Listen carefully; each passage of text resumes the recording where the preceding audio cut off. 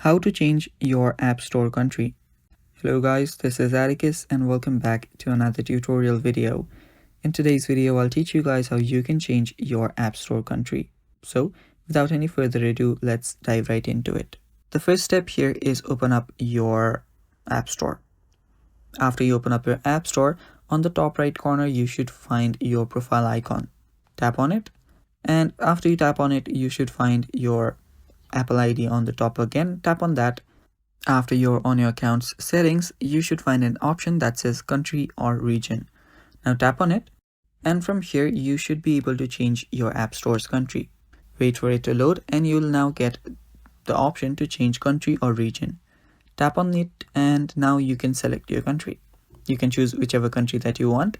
So just choose any country here.